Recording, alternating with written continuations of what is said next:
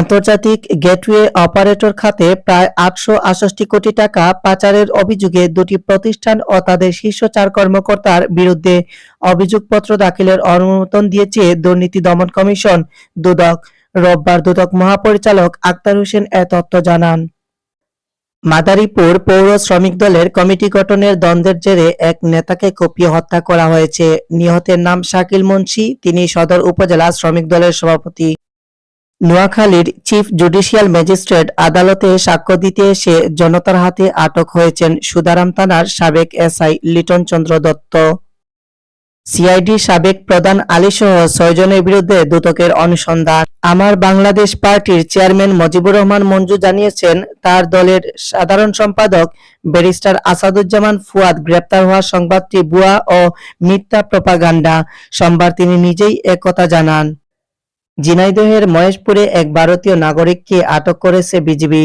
রোববার রাতে নিয়মিত টহল পরিচালনাকালে বাগাডাঙ্গা বিওপির দায়িত্বরত এলাকা থেকে তাকে আটক করা হয়। ফের রিমান্ডে পলক। নতুন মামলায় গ্রেপ্তার কামরুল আতিক কামাল।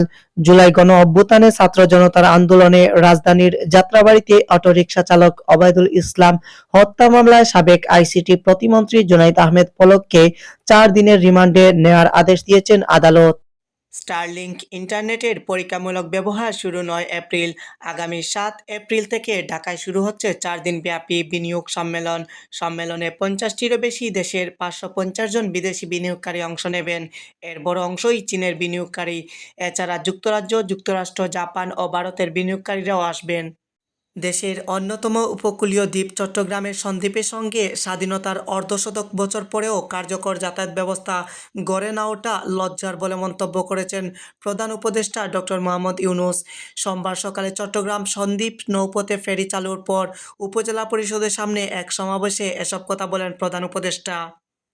চাঁদাবাজি, টিকিট কালোবাজারি ও অতিরিক্ত ভাড়া আদায় বন্ধ করে সড়কপথে ঈদ যাত্রা নির্বিঘ্ন এবং নিরাপদ করতে সড়ক পরিবহন ও মহাসড়ক বিভাগের কাছে ১০ দফা দাবি জানিয়েছে বাংলাদেশ সড়ক পরিবহন মালিক সমিতি ও বাংলাদেশ সড়ক পরিবহন শ্রমিক ফেডারেশন।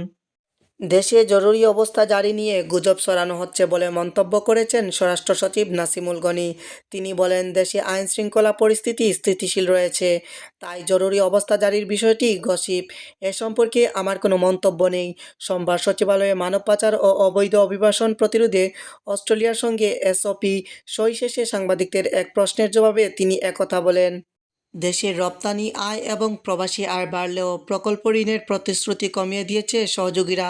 বিপরীতে বেড়েছে আগের নেওয়া ঋণগুলোর পরিশোধের চাপ। চলতি বছরের প্রথম ৮ মাসে ঋণ প্রতিশ্রুতি কমেছে ৬৭% বেশি।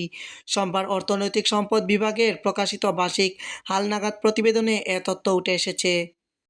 সেনাবাহিনীকে জনগণের মুখোমুখি করার চেষ্টা করা হচ্ছে, এর পেছনে ষড়যন্ত্র আছে বলে মন্তব্য করেছেন বিএনপির ভারপ্রাপ্ত চেয়ারম্যান তারেক রহমান। সোমবার রাজধানীর ইস্কাটন গার্ডেনে লেডিস ক্লাবে বিএনপি মিডিয়া সেলের উদ্যোগে এক ইফতার ও দোয়া মাহফিলে লন্ডন থেকে ভার্চুয়ালি যুক্ত হয়ে তিনি এসব কথা বলেন। জুলাইয়ে শহীদ পরিবারের সদস্যরা এবং জুলাই মঞ্চের সংগঠকেরা সোমবার আন্তর্জাতিক অপরাধ ট্রাইব্যুনালের সামনে সমাবেশ ও অবস্থান কর্মসূচি পালন করেছে। দুপুর ১:৩০ থেকে বেলা ৩:৩০ পর্যন্ত তারা সেখানে অবস্থান করেন। এ সময় তারা আওয়ামী লীগ নিষিদ্ধ করার জোর দাবি জানান। খুনিদের বিচার না হওয়ায় চিফ প্রসিকিউটর তাজুল ইসলামেরও পদত্যাগ দাবি করেন। এদিকে রাজধানী ঢাকার আইনশৃঙ্খলা পরিস্থিতি স্থিতিশীল রাখতে নগরীর বিভিন্ন স্থানে সাঁড়াশি অভিযান চালিয়ে বিভিন্ন অপরাধে জড়িত ২১১ জনকে গ্রেপ্তার করেছে ঢাকা মেট্রোপলিটন পুলিশ। সোমবার ডিএমপির উপকমিশনার মোহাম্মদ তালেবুর রহমান বিষয়টি নিশ্চিত করেছেন। অর্থনীতির সবখানেই জিয়াউর রহমানের স্পর্শ রয়েছে বলে মন্তব্য করেছেন রুহুল কবির রিজভী।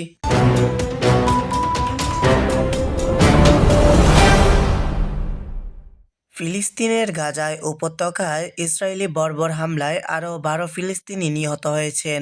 এদের মধ্যে কয়েকজন নারী রয়েছেন। সোমবার ভোররাতে বিমান হামলায় তারা প্রাণ হারান। সোমবার সকালে আল জাজিরার এক প্রতিবেদনে এ তথ্য উঠে এসেছে। এদিকে উত্তর মেক্সিকোর প্রদেশ নুয়েভো লিওনে প্রায় ৪০০ ফুট নিচে গাড়ি পড়ে ১২ জন নিহত হয়েছেন। আহত হয়েছেন আরও ৪ জন। ওই সময় খাদে পড়ে যাওয়ার পর গাড়িতে আগুন লেগে যায়। সেই আগুনে ২ হেক্টর জমি পুড়ে গেছে বলে জানা গেছে। সোমবার এক প্রতিবেদনে এ তথ্য জানিয়েছে বার্তা সংস্থা রয়টার্স। ইউক্রেন রাশিয়ার মধ্যে যুদ্ধবিরতির লক্ষ্যে সৌদি আরবের রাজধানী রিয়াদে বৈঠকে বসেছে আমেরিকা ও রাশিয়ার প্রতিনিধি দল। সোমবার 3 বছরের চলমান যুদ্ধবন্ধের জন্য আলোচনার অংশ হিসেবে এ বৈঠক হয়। যুক্তরাষ্ট্র ইরানের পরমাণু কর্মসূচির পুরোপুরি বিলুপ্তি চায় বলে জানিয়েছেন হোয়াইট হাউসের জাতীয় নিরাপত্তা উপদেষ্টা মাইক ওয়াল্টজ। সেই সঙ্গে ইরানকে কড়া হুঁশিয়ারি দিয়ে তিনি বলেছেন, এটি ছেড়ে দাও, না হলে পরিণতি ভোগ করতে হবে। এর জবাবে পাল্টা হুঁশিয়ারি দিয়েছেন ইরানের পররাষ্ট্রমন্ত্রী আব্বাস আরাগচি। গাজার যুদ্ধবিরতি চুক্তি পুনরুদ্ধারের জন্য একটি নতুন প্রস্তাব উত্থাপন করেছে মিশর। যুক্তরাষ্ট্র ও ফিলিস্তিনের স্বাধীনতাকামী সংগঠন হামাস প্রস্তাবটি সমর্থন করলেও ইসরায়েলের পক্ষ থেকে এখনও আনুষ্ঠানিক কোনো প্রতিক্রিয়া আসেনি।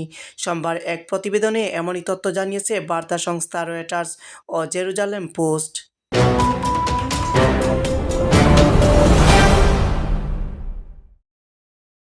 ডিপিএলে সোমবার সকালে বিকেএসপিতে শাহীনপুকুরের বিপক্ষে টস করার পর হার্ট অ্যাটাক করেন তামিম ইকবাল। এরপর থেকেই সাভারের একটি হাসপাতালে ভর্তি আছেন বাংলাদেশ দলের সাবেক অধিনায়ক। তার সুস্থতার জন্য দোয়া করেছেন ভক্ত সমর্থক থেকে শুরু করে বর্তমান ও সাবেক ক্রিকেটাররা। এই তালিকায় যোগ হয়েছে বাংলাদেশ জাতীয় ফুটবল দলের নাম। বর্তমানে বাংলাদেশ ফুটবলের কথা বললেই হামজা চৌধুরীর নাম আসবে সবার আগে। আন্তর্জাতিক ফুটবলে বাংলাদেশ দলে এই ২৭ বছর বয়সী মিডফিল্ডারের প্রথম ম্যাচ মঙ্গলবার। তার দিকেই সবার নজর থাকবে। মাঠের লড়াইয়ে ভারতের জন্য মিডফিল্ডে বড় চ্যালেঞ্জের নাম হচ্ছে হামজা। ক্রিকেটে নিউজিল্যান্ডের শক্তিমত্তা নিয়ে নতুন করে কিছু বলার নেই। সবশেষ কয়েক বছরে একাধিক ব্যাট বলের বিশ্বকাপের ফাইনাল খেলেছে ব্ল্যাক ক্যাপার্সরা। বিপরীতে ফুটবলে অনেকটাই পিছিয়ে তাসমান পারের দেশটি। এদিকে ঢাকা প্রিমিয়ার লিগের ম্যাচ খেলতে যাওয়া তামিম ইকবাল হার্ট অ্যাটাক করায় পুরো ফোকাসটা সরে যায় তামিমের উপর। ফলে মাঠের খেলায় কি হচ্ছে সেটা নিয়ে অবশ্য খুব বেশি আলোচনা হওয়ার সুযোগ নেই। এমন দিনেই ডিপিএল এর 3 ম্যাচে হয়েছে 5 সেঞ্চুরি। এতক্ষণ দেখছিলেন সুরমা টিভি 24 এর আজকের শীর্ষ সংবাদ। সাথে ছিলাম আমি হাবিবুর রহমান।